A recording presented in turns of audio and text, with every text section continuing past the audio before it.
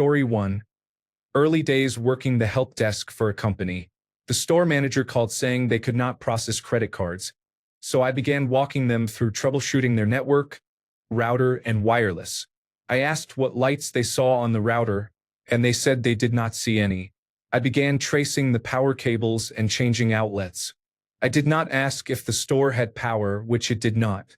They had lost power, and the store manager failed to mention that at the beginning, wasting about 45 minutes of both our time. Story 2. I had a call from a woman who took thousands of high-definition pictures of her hundreds of horses.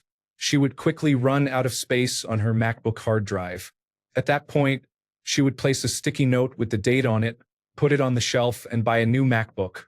She had a shelf full of MacBooks, each filled with horse photos and labeled with the date they ran out of storage. I introduced her to external hard drives. Story 3. My dad has been in information technology for nearly 30 years. He recently had a woman complain to him about her keyboard not being able to keep up with how fast she types. She eats at her desk every day, and my dad said her keyboard was disgusting. He told her to clean it, which she did, but it was very half-hearted. He told her it was still gross and sticky, but she wouldn't listen. After going several rounds with her, he faked an aha moment. He declared she must have a keyboard with a lower word count on it, and that was probably the cause of her problem. He took her keyboard, gave it a thorough cleaning, and gave it right back to her. She still thanks him for her new keyboard to this day. Story 4. I had a user once forget his password, so I had him type the new one when I reset it for him. 5 minutes later, he came back because he could not remember what he had just set it to. 5 minutes. Information technology would be a great career if it was not for the users. Story 5.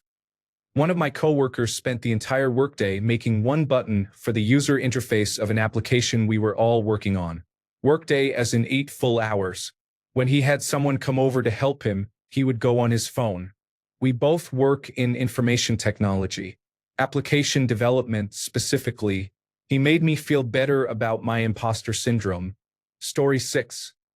I worked with a woman who worked remotely and called into my office about everything, even things completely outside our scope.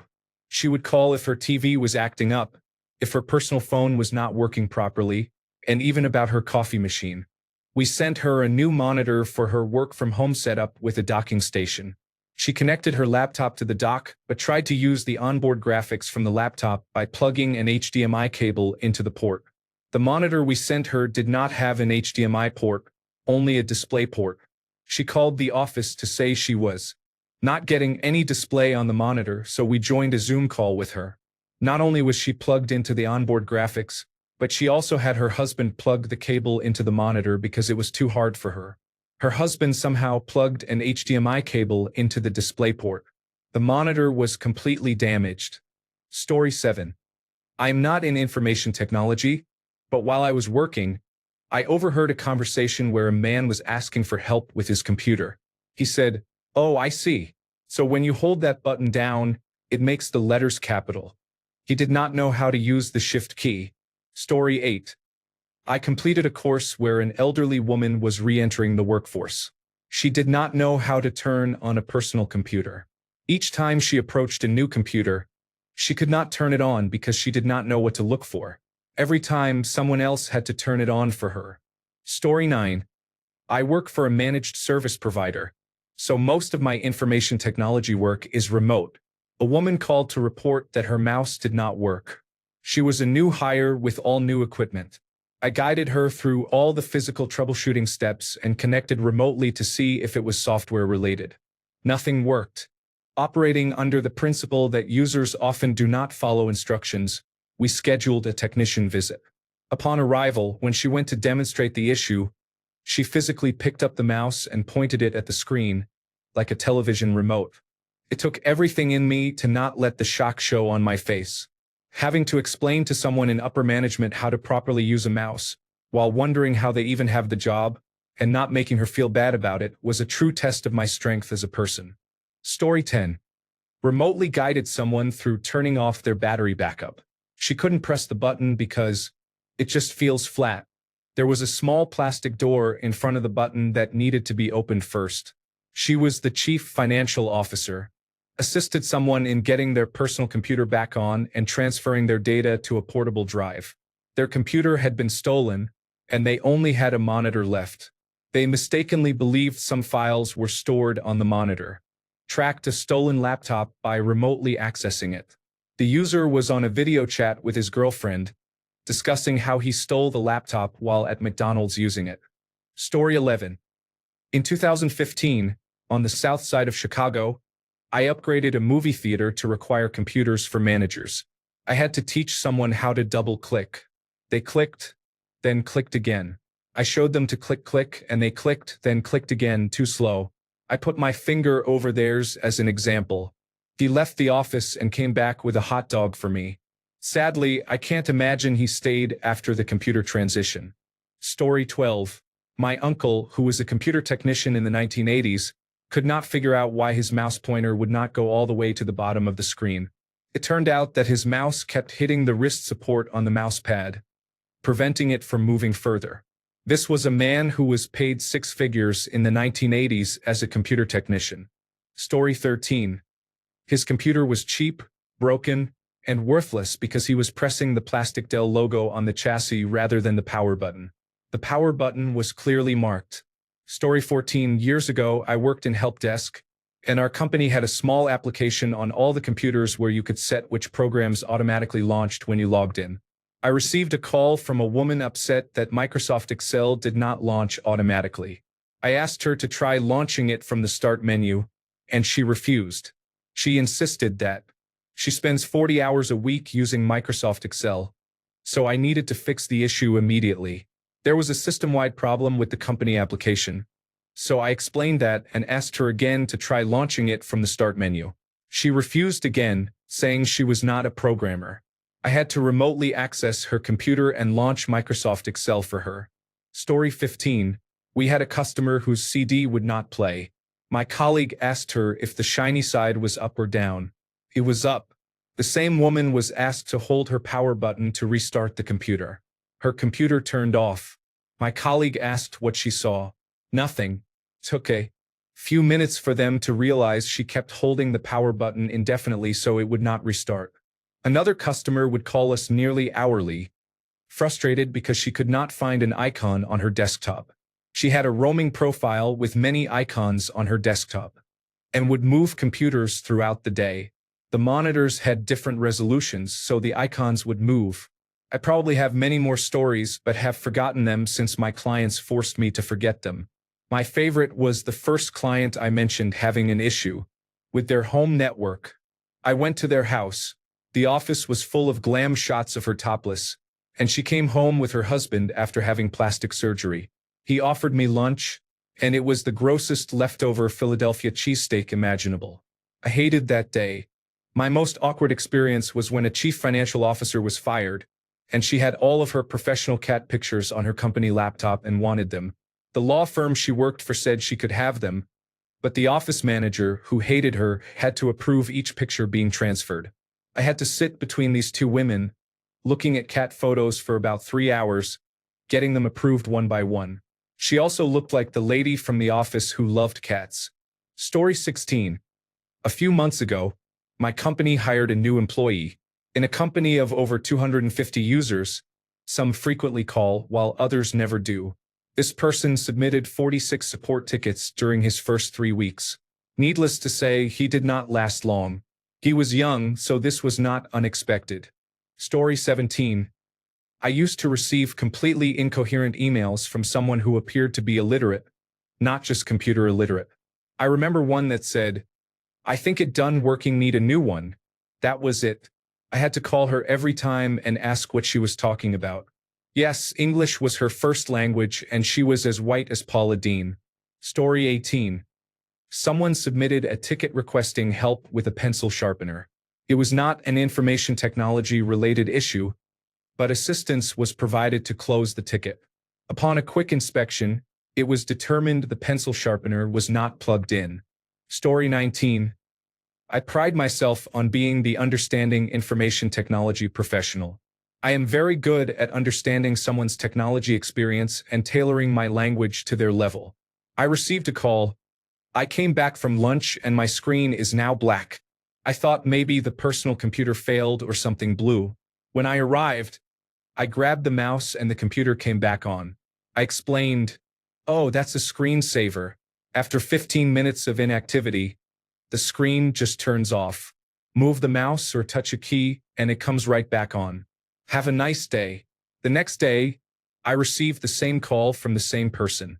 I walked to the desk, poked the mouse, and walked away without saying a word.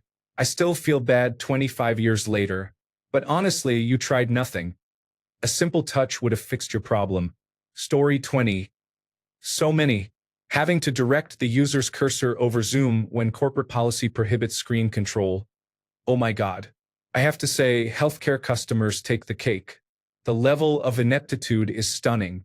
I have customers where I literally have to take a few minutes before the call to breathe deeply and remember I have a mute button. Story 21. My old boss would receive documents via email, print them, then scan them so he could save the scanned file to his computer. He believed this was a genius workaround to steal external files, which were already sent to him. I tried showing him how to use the download button, but that was too many steps for him. Story 22. Not officially in information technology, but the most tech-literate family member. My aunt was convinced her phone was hacked because when she tried to post a photo to Facebook, Facebook already had all of her photos. She believed her Facebook account had been hacked and that criminals had accessed all of her phone photos and uploaded them to Facebook. I tried to explain to her that Facebook was just accessing her phone's internal memory where her photos were stored, so she could pick one to upload. I even showed her screenshots of what that looked like on my phone, but I think she decided to use Facebook from her computer instead. About a month later, she posted that she hadn't been on Facebook much because criminals had access to a lot of stuff on her phone, and that she was working with the police to figure it out. Imagine the police trying to explain uploading photos to Facebook to her. Story 23. I remember doing some work for a partner at a law firm. Shortly after leaving their office, I received a call from him. He was upset because all his email had disappeared. I was puzzled but said I would call back to his office. I took a look at his Outlook and clicked the plus sign to the left of the folders to expand all the subfolders. He said, "What did you do? They are all back now." Story 24. I worked for a public entity. The law director called me one day and said her mouse was not working. I went to her desk. She showed me that her mouse was not working because it was upside down. She had the mouse upside down. Story 25. I have met many people that I would consider technologically illiterate, just completely lazy or unwilling to even consider taking action. People are impressed when setting up a desktop computer. Like, dude, Dell computers have color-coded ports and peripherals, and the sockets only fit the devices they are supposed to. It is literally an adult version of the Montessori activity where you put the wooden shape in the matching hole. Story 26. Definitely a senior technical analyst I worked with on integrating some new software with our team.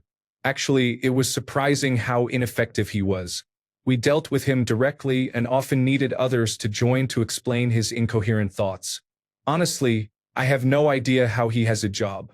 Fake it till you make it, I guess. Story 27. In 1995, working in information technology in a youth organization with professional staff, I supported a statewide database application available for both Macintosh and DOS/Windows in a mixed operating system environment. The developer chose to discontinue the Macintosh version.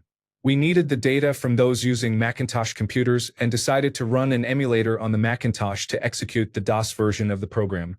During the installation process, users were instructed on screen to press any key to continue.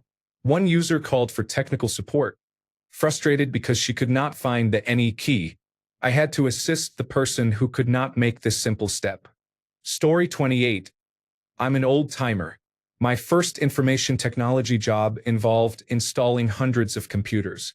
Many of those were going to people who hadn't really used a computer beyond Gopher, a precursor to the World Wide Web, or had used dumb terminals. Here are some old but memorable experiences. Taking their keyboard home and putting it through the dishwasher. Many people thought the power button on the monitor turned on their computer. To be fair, we still had some terminals that worked that way. storing floppy disks next to their boombox speakers, actually using the CD tray as a coffee cup holder, not ironically. So many passwords were password 123456, username, and similar. We ended up running a brute force attack against our data files every 3 months and politely asking people to change their passwords. Many burned in cathode ray tube monitors.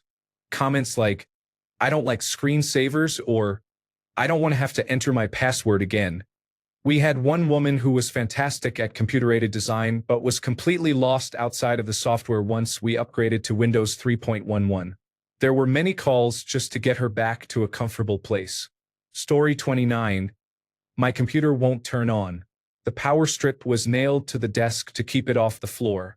We also had someone fly to headquarters for onboarding from out of state. We gave them their laptop and got them logged in. They were in the usual all-day meetings while they were in the building. The next day, they were in their hotel before their flight back when we received a frantic call that, "Nothing is working. I can't do anything." Long story short, they didn't know what Wi-Fi was, and several of us could not help them connect to the hotel Wi-Fi. They were let go the next day for unknown reasons. Then there was the schizophrenic individual, completely adamant that their ex worked for the Central Intelligence Agency and had bugged their house to spite them. Every time something glitched or didn't work quite right, we would get frantic calls about how our systems were garbage and that we couldn't block their ex from hacking them. "No sir/madam, that's just Windows. You haven't rebooted in 3 weeks." There were daily calls about how they were being hacked. The chief executive officer even thought we had issues until we showed the extensive ticket history. I felt bad for them as a person but quietly celebrated when they were let go. Story 30. Years ago, I worked as a data analyst at a small company. There was no on-site help desk support, so I became the default information technology person. One morning, a coworker came into my office upset about her computer not working. This woman constantly had problems which were always due to user error. I asked the general question, "Did you turn it off and on?" She said she did. I walked with her back to her desk. She performed a hard reset again, frantically moved her mouse, and started ranting about how her computer never worked. During this, I noticed there was no power light on her monitor. Her monitor was simply turned off. I pressed the power button and walked away speechless. She was fired shortly after for losing her temper over another personal computer issue and throwing her mouse. I was relieved to see her gone. Story 31. She could not remember her password even though she had it written down. Every few weeks, she called because her password did not work. The password never changed. We even set it so that it did not need to be changed. She still could not keep track of it. Everyone in the information technology department had her password memorized. Story 32. I do not work specifically in information technology, but I was my supervisor's default technical support person for anything computer-related because we sat in the same room. I had to show him how to print from Microsoft Excel every single day. Every single day. Story 33. I had to explain to the manager of the computer department that an iPod Touch was not capable of downloading hardware, specifically an FM antenna, only software. It can download an app that lets you listen to an FM station, but only if the device is online. Story 34. I was given a black and white form and asked if I could scan it so it would be colorized. The woman was very kind. Story 35. We had a woman who joined as a contractor and kept calling daily, saying she was hacked. She could not explain how or why she was hacked, even after basic questioning. Eventually, everyone on the team dealt with her, and the issue was escalated to management. She gave management various unusual claims as proof, including that her neighbors were listening in, a picture of her router with the number 5 on it, and her computer running hotter as evidence of hackers. From what I have been told, she was a decent worker. Story 36. In the late 1990s, I was running a help desk for a large organization. We sent new software to a branch office. This was before CDs were common. The branch office manager, who made 6 figures in the 1990s, called one of my staff members, yelling about us sending a program on 6 floppy disks when he only had 1 floppy drive. He wanted to know why we would make him buy 5 more drives. Story 37. An older lady had to create a monthly report in Excel showing the amount of media coverage our organization received in each local newspaper. Every month, she would open Excel and start completely from scratch with a new empty spreadsheet. Then she would add the column names and type in the names of the newspapers. I showed her how to use Save As to clear the spreadsheet of last month's data, then use File and Save As to give the spreadsheet a new name, such as Media Stats June 2006. It was like experiencing Christmas for the first time.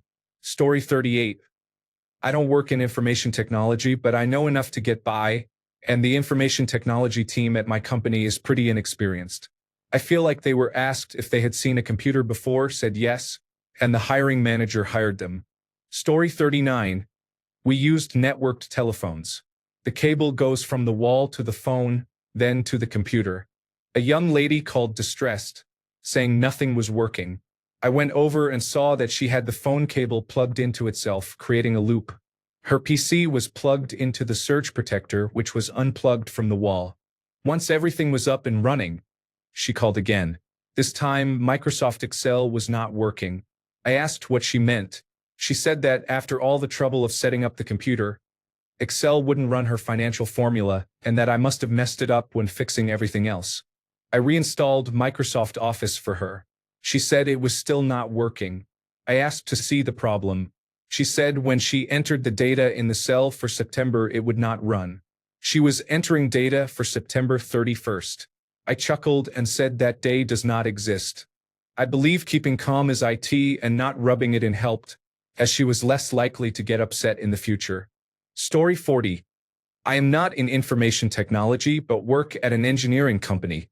The president of the company sent out a company-wide email asking how to get photos off his iPhone. Information technology responded quickly that they would help him. Story 41. I am not in information technology. I manage a logistics company and I had a recruit who could not work the tablet. The shift and control buttons eluded him for 2 days. So far, I have told myself on 2 separate occasions that if he does not meet a benchmark by the end of the day, I will let him go. His orientation and classroom training have set my record for the longest I have had with a recruit, but once he listens and once he grasps something, he has it. Story 42. The man who wanted help with his parents' computer, which was not starting, had installed Windows 95 on top of Windows 98, ignoring all the dialog boxes that warned him. Story 43. It is usually the vice presidents, chief officers, and the older individuals who never try and simply accept being uninformed forever. Story 44. The high-level country supply chain manager always had something wrong with his laptop or personal phone. When we saw him arrive in the parking lot, we all sighed and wondered what it would be this time. Story 45. I had an older executive who couldn't figure out how to get his email on his phone. He called the help desk, and I tried walking him through the steps verbally, but he quickly got lost. I found a website that provided a visual step-by-step guide and sent it to his computer so he could see the steps on the screen and follow them on his phone. He kept saying that when he was tapping, the screen wouldn't change.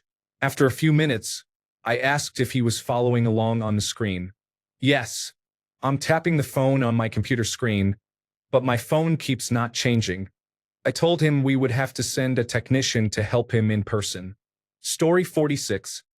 This post reminded me of my first real job in high school doing technical support for a dial-up internet service provider.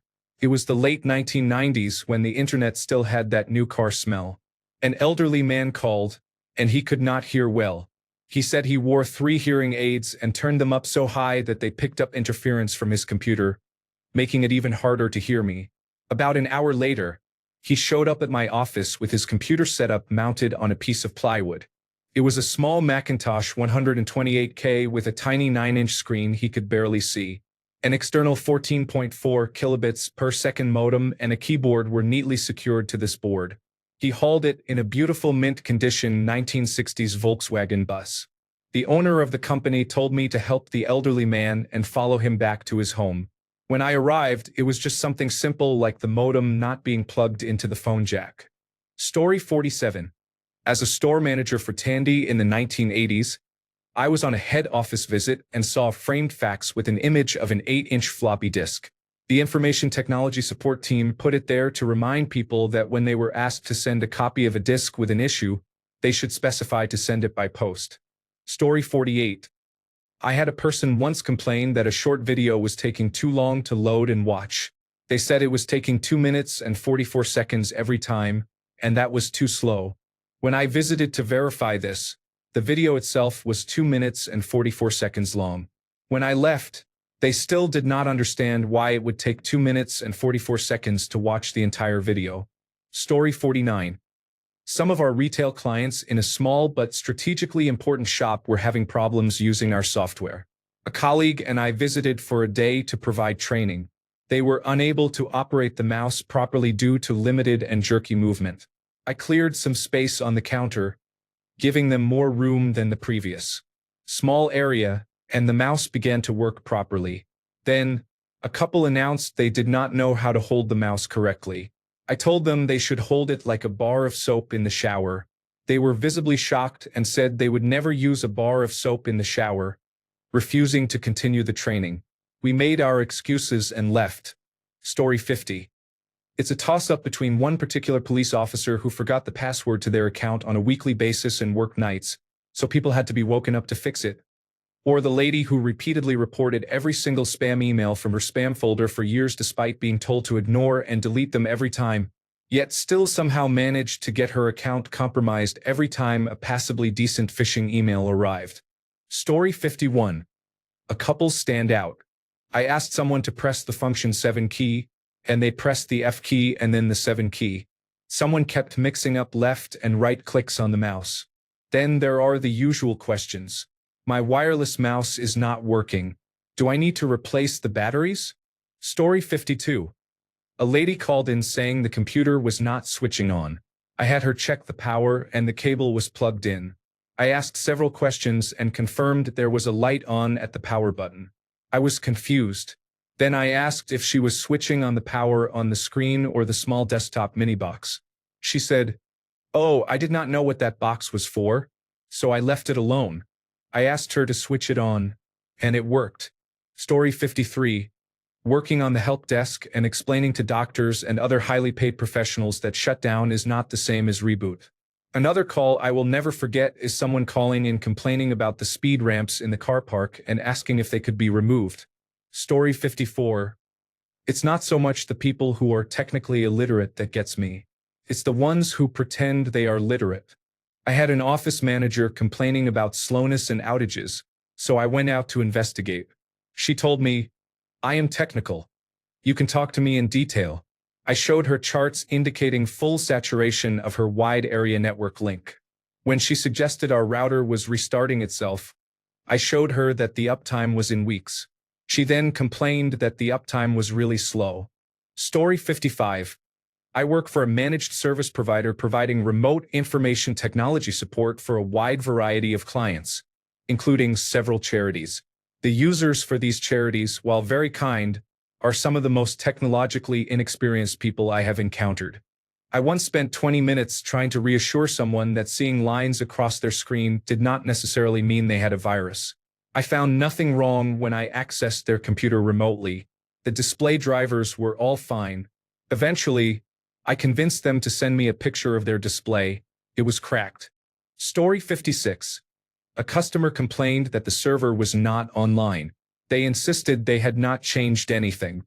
I made the hour-long trip to their office and found the problem. The power board the server was plugged into was connected to another power board. I am not sure how they expected that to work. I plugged it into the wall and billed them for 2 hours. The same customer once said their desktop was not working. I made the same 2-hour trip to turn their monitor on. Story 57. A person called and was furious because the internet was not working. After a couple of minutes guiding the person over the phone, they became frustrated. The call ended with, "What a terrible day this is. No internet, and on top of that, no electricity either." Story 58. I built a website for a small charity a while back. Everything went fine until just after launch when the chief executive called me in an absolute fury. How could I launch a site in such a terrible state, so unprofessional and hideously damaging to their brand? I was confused as I was looking at the site, and it was fine. I had put it through rigorous cross-platform tests. To try to debug, I asked her to click on a particular link and tell me what she saw. I can't do that. Why not? Is the link not working? I don't know. What computer and browser are you using? Oh, I'm not. My assistant printed the pages off for me. You said you had a computer. Yes, I do. Can you load up the website on your computer and tell me what you see? No, I can't do that. Why not? It's in the loft. I don't hold with computers. I won't have them in the house. Took me quite a while to recover from that. Story 59. I had the general manager call me to install a printer. I said no problem. Me. Please turn it on and let me know when you see the menu screen. General manager. Okay. But it has not been delivered yet. Me. Please call me back once it has been delivered and has power. The general manager called me back 2 weeks after it was delivered. Story 60. I was trying to ask the building manager if she knew where I might be able to find some spare universal serial bus sticks. What's that? You know, a universal serial bus stick, a thumb drive, a flash drive, a data pen, whatever you want to call it. She looked at me blankly. Is it one of these? She walked over to the miscellany cupboard, reached in, pulled out a Mac Mini, and handed it to me. No, that's a Mac Mini. What's that? It's a computer, like a full computer, a desktop computer. Then why does it have an Apple logo on it? I didn't even know how to answer that question. So I resorted to playing charades to communicate the item I was looking for, which worked because she uses a thumb drive every day.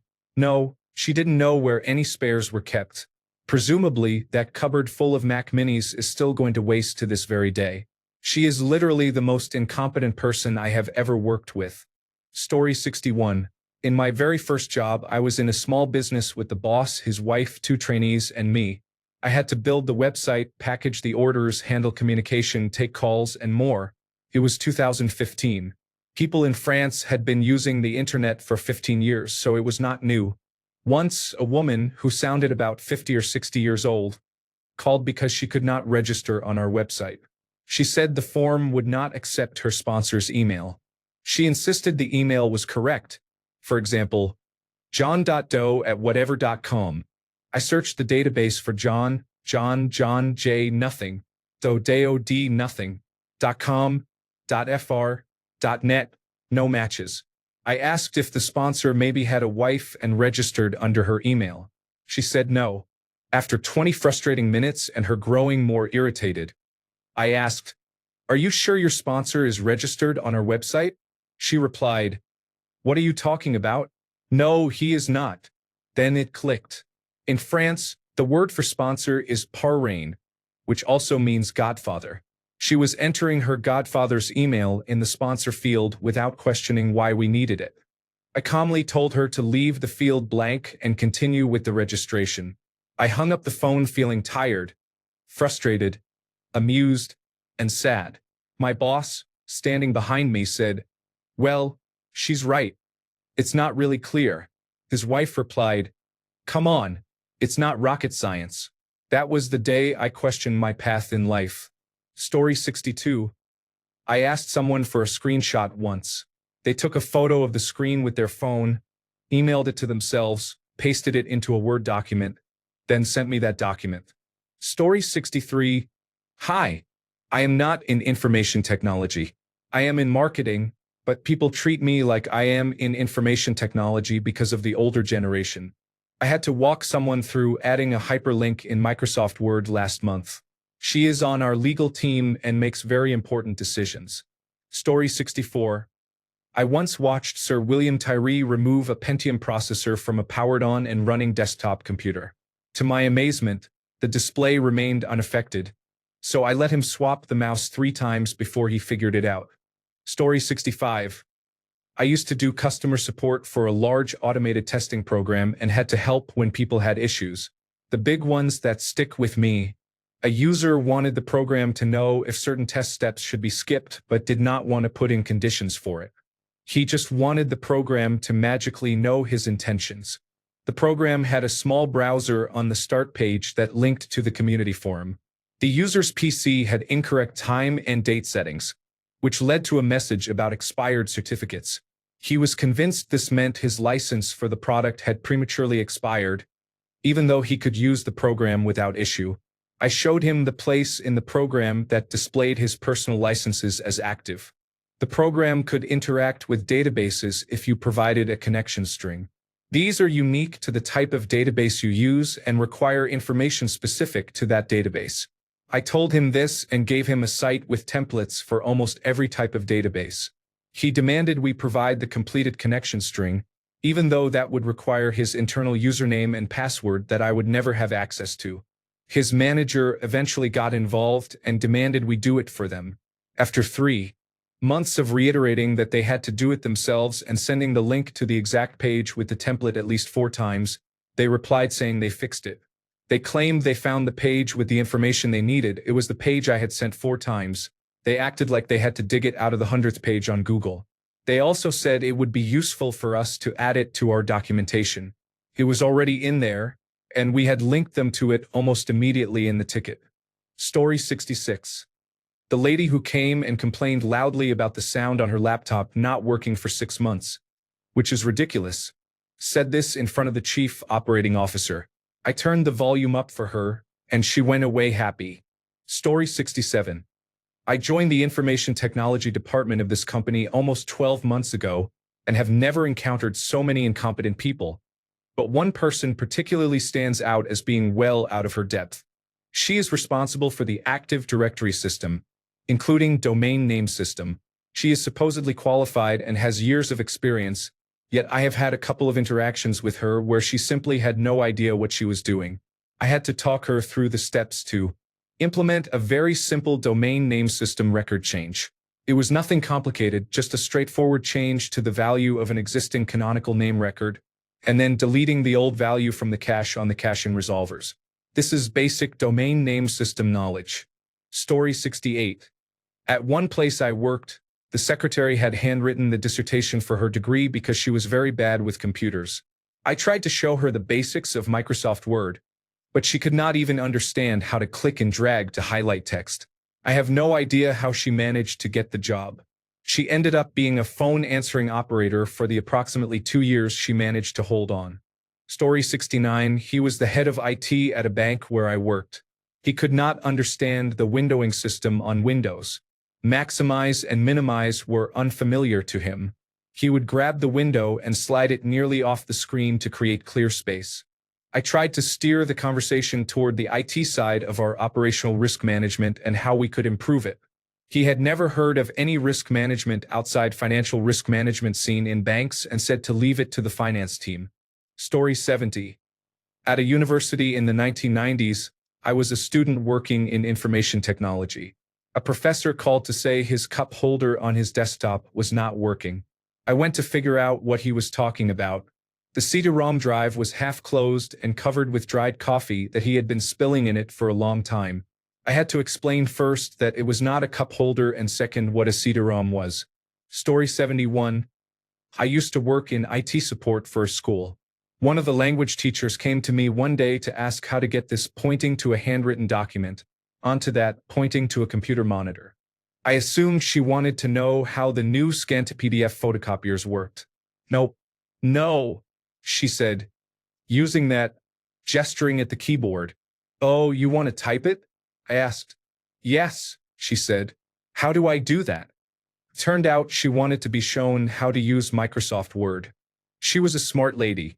Her native language was English, and she spoke German and French fluently and taught both.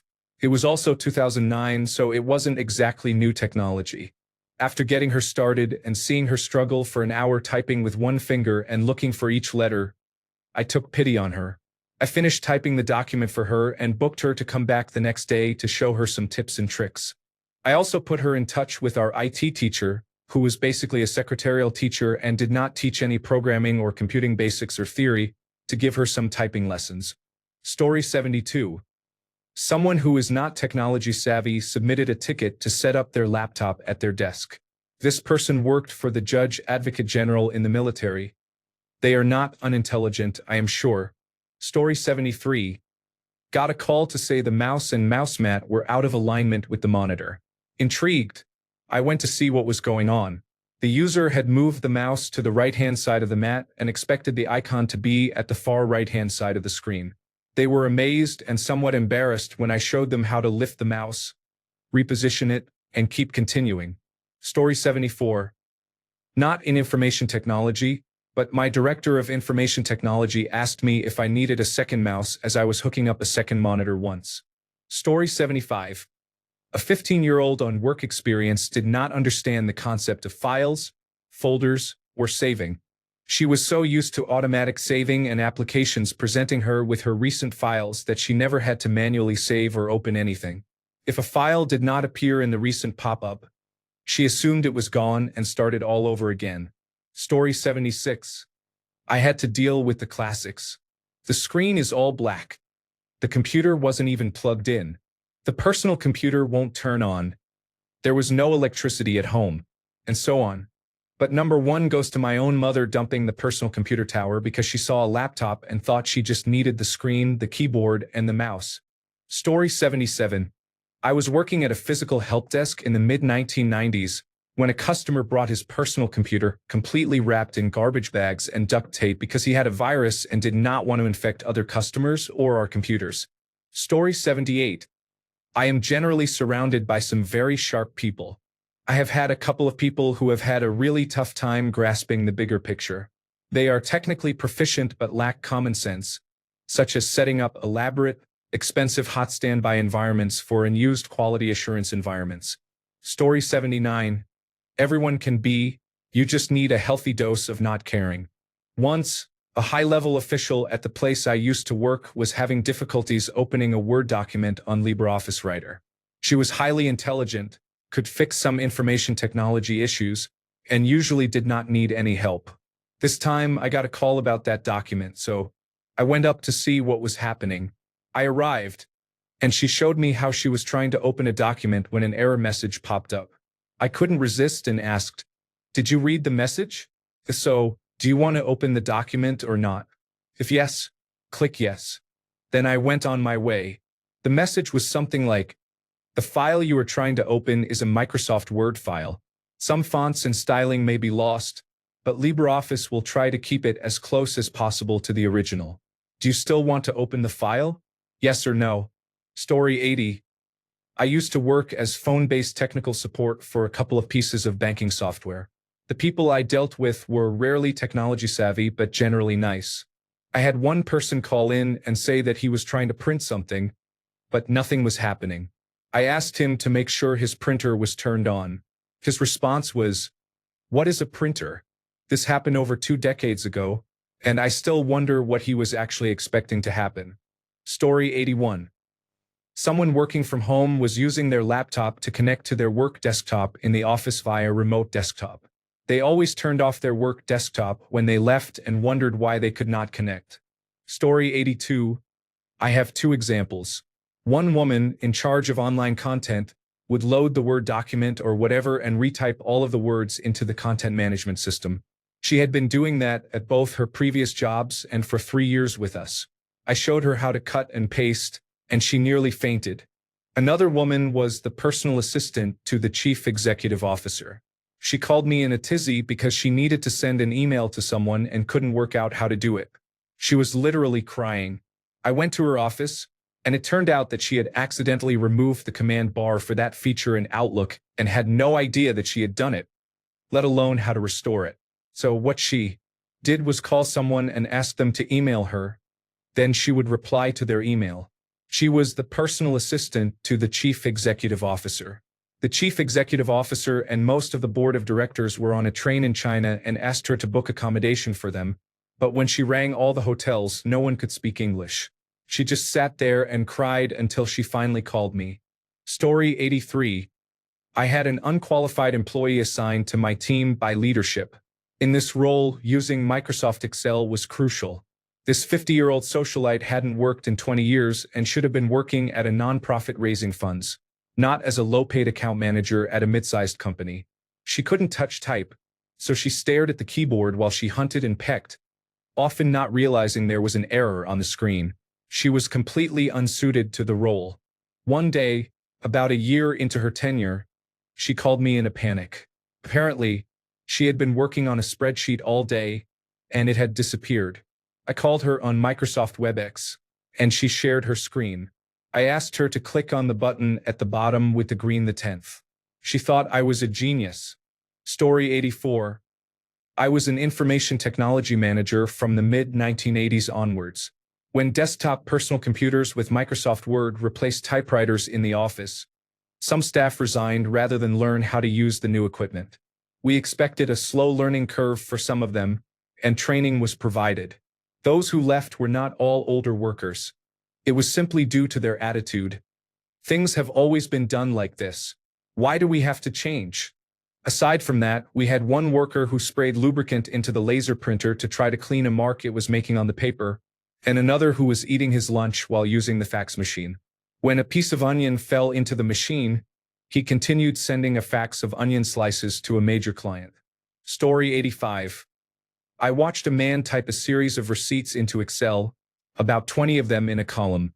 He then grabbed his large calculator with the paper roll, retyped the same numbers, tore off the paper, and entered that total in Excel. Me, hey Mario, let me introduce you to some. Story 86.